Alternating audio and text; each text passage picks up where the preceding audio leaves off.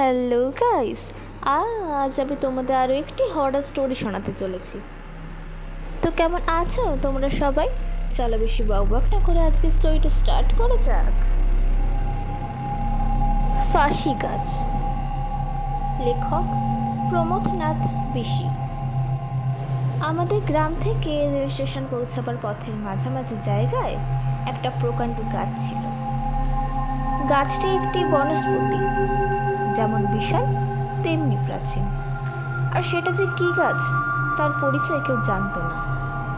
এদেশে উদ্ভিদের সঙ্গে তার গোত্রের মিল ছিল না। চারিদিকে বৃক্ষরাশির মধ্যে সেই বলিষ্ঠ, সমুন্নত, অজ্ঞাতকুশীল বৃক্ষটি পাণ্ডব সৈন্য সমাবেশের মধ্যে যেন ঘটন করছে। স্বভাবত ওই বৃক্ষটি দৃষ্টি আকর্ষণ করবার মতো, কিন্তু তার আরও কারণ ছিল।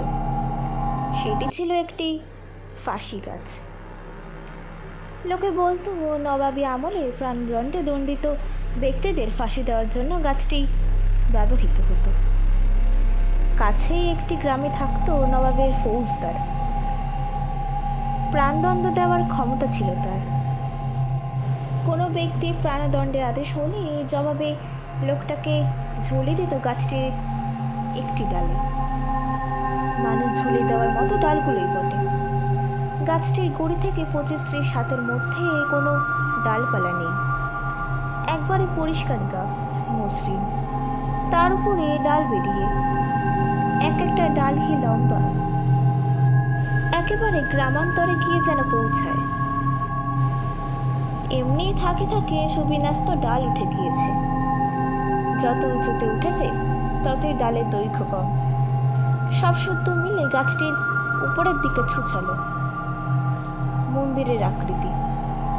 গাই গোপাল বলে একজন বৃদ্ধ মুসলমান খ্রিস্টান ছিল। সে বলতো তার ঠাকুরদা নাকি ওই গাছে ফাঁসি দিতে দেখেছে। সেটাই ছিল নাকি ওই গাছে শেষ ফাঁসি লটকানো। গোপালের বয়স তখন ছিল 92। গোপালের কথা সত্যি হলে তার ঠাকুরদার সময় নবাবী আমলের শেষ পরে বটে। আর তার মুখে এই গল্পটা শুনেছি আমার বাল্যকালে। কাজেই গোপালের 92-এর সঙ্গে আমার বয়সে মোটে একটা অঙ্ক জুড়ে দেওয়া উচিত। যাই হোক, শেষ ফাঁসির বর্ণনা সত্য হোক আর নাই হোক, গাছটা যে ফাঁসি গাছ ছিল তা নিঃসন্দেহ। জেলে গেজেটিয়ার পুস্তকে ফৌজদার অধ্যুষিত ওই গ্রামটির উল্লেখ আছে। আরও উল্লেখ আছে যে কাছাকাছি গাছগুলোতেও ফাঁসি দেওয়া হতো। তা যদি হয়, এমন যোগ্য গাছটি ব্যবহার না হওয়ার কথা নয়। কিন্তু প্রাচীন ইতিহাস যাক, যা বলতে বসেছি তা হচ্ছে ওই ইতিহাসের স্মৃতি। সেদিনের বিষাক্ত স্মৃতি আজও গাছটিকে ভয়াবহ করে রেখেছে। কেউ পারতপক্ষে রাতের বেলায় গাছটির কাছে যেত না, একা তো নয়। কিন্তু অদৃষ্টের এমনি বিড়ম্বনা যে না গিয়ে উপায় ছিল না। রেল স্টেশনে যাবার সড়কের ঠিক পাশেই তার অবস্থান। কত নিঃসঙ্গ পথিক যে রাত্রের বেলায় ওখানে এসে ভয় মূর্ছা গিয়েছে, তার ইয়ত্তা নেই। তাদের প্রশ্ন করলে বলতো, কি দেখলাম তা কি এখন মনে আছে? তবে মনে হলো গাছের ডালে সারি সারি যেন মৃতদেহ ঝুলছে। আবার কেউ বা বলতো মুমূর্ষুর অন্তিম আর্তনাদ স্পষ্ট শুনেছে।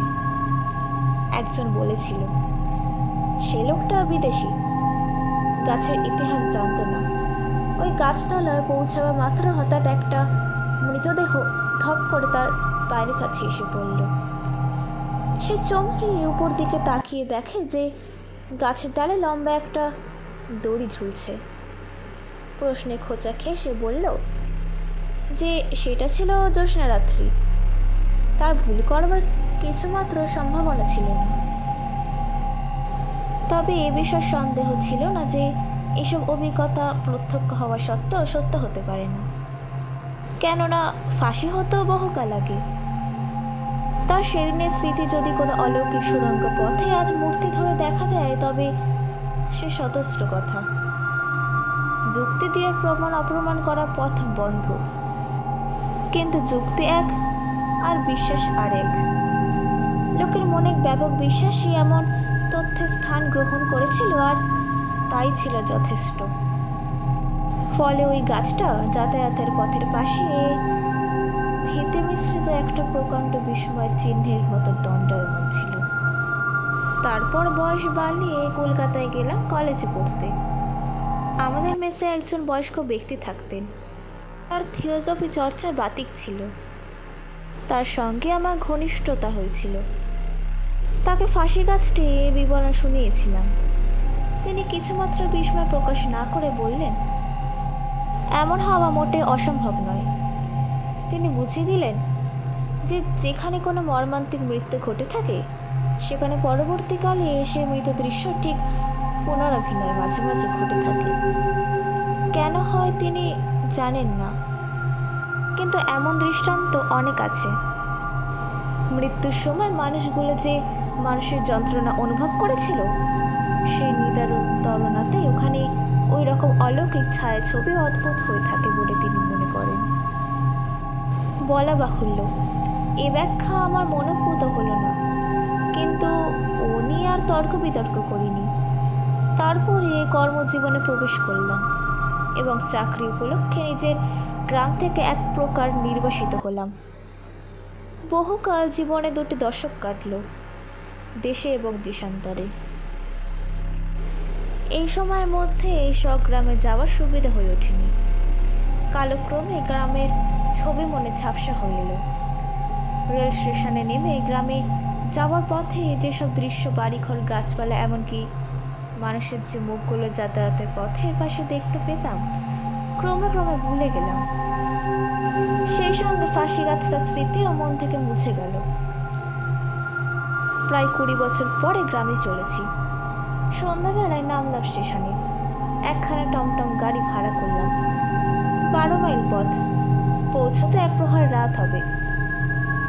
পথে চলতে চলতে পুরাতন ছবিগুলো জন্মান্তরে স্মৃতির মতো একে একে মনে পড়তে লাগলো। মনে হয় যেন ধীরে ধীরে নিজের অতীতকালের মধ্যে প্রবেশ করছি। রাত তখন অন্ধকার হয়ে এসছে। মাঝামাঝি পথে এসে পড়েছি। এমন সময় সেই ফাঁসি গাছটার কথা মনে পড়ল। ভয় হলো। তার সঙ্গে তো গাড়ির দারোয়ান আছে। কৌতূহল খুব। অভিনব কিছু দেখা যায় কি না ভেবে সমস্ত ইন্দ্রিয়গুলোকে সজাগ করে নিয়ে স্থির হয়ে বসলাম।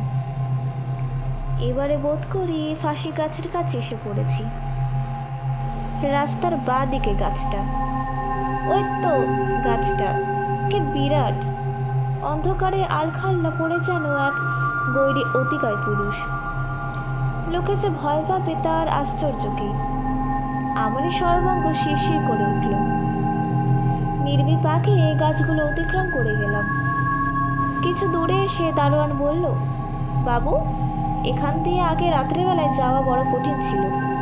কেন? ফাঁসি গাছটা ভয়ে? কান খাড়া করে সজাগ হয়ে উঠলাম। শুধলাম, এখন বুঝি সাহস বেড়েছে? সাহস বাড়তে যাবে কেন? ভয়ের ব্যাপার তো আর নেই।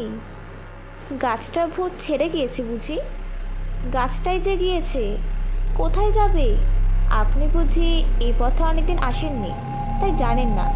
কি ব্যাপার বলো তো? সে আরম্ভ করল।